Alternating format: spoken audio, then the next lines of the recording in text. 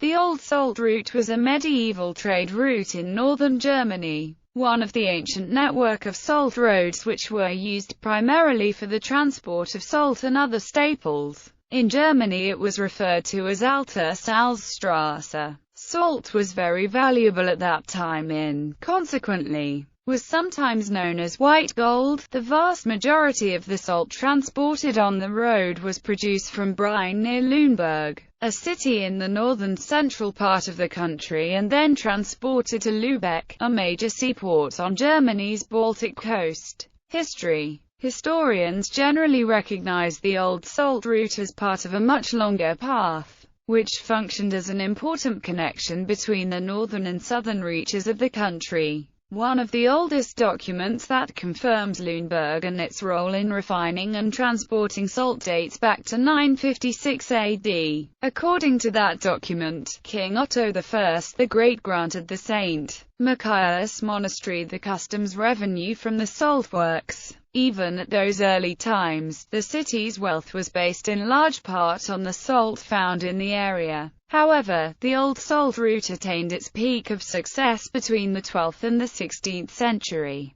The trade route led from Lüneburg northward to Lübeck. From that port city, most of the salt was shipped to numerous destinations that also lie on the Baltic Sea, including Falsterbo, with boasted a Scania market. There it was used for the preservation of herring, an immensely important food in the Middle Ages, as well as for other foods. The salt trade was a major reason for the power of Lübeck and the Hanseatic League. Transport of salt. Horse-drawn carts brought the salt from Lüneburg to a crossing of the Elbe River at Artlenburg and from there, via Mölln, to Lübeck. However, for the most part, the historic trade route was composed of unsurfaced, sandy and often muddy roads through heathland, woods and small villages, making the transport of salt an arduous task. In addition, the route was somewhat dangerous, since the valuable cargo attracted thieves, bandits and marauders of myriad ilk.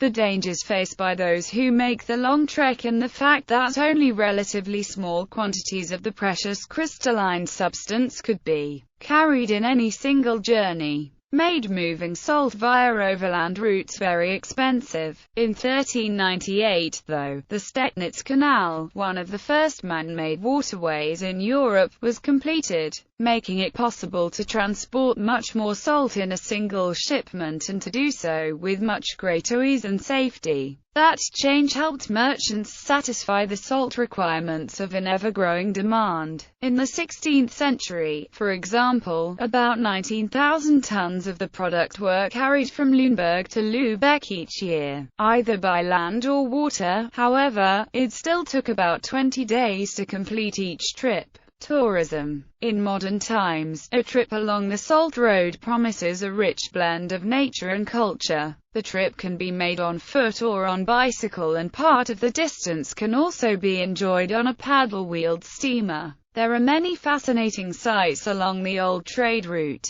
These points of interest include the historical towns Lüneburg, Mölln and Lübeck, which are highlighted by beautiful facades and little alleyways, and are a major attraction to visitors. Bicycle route. As a bicycle route, there are the options of a main and a scenic route. The shorter main route leads bicyclists through many picturesque little towns such as Lauenburg, Buchen, Mölln and Krumsee, and also passes by the Lüne Monastery. The scenic route is especially attractive for nature lovers. The 106 kilometers long path diverges from the main thoroughfare at Witzes, continues on through the Lauenburg Nature Park and rejoins the main route just before Lübeck. Lüneburg Heath. Once, the area around Lüneburg was covered in lush woodlands, but because the medieval salt works depended on wood as a fuel used in boiling and purifying the saline water from which the salt was obtained, much of the forest was cut down. Heather then covered area, helping it to become the beautiful landscape that now attracts thousands of visitors when that foliage is in full bloom.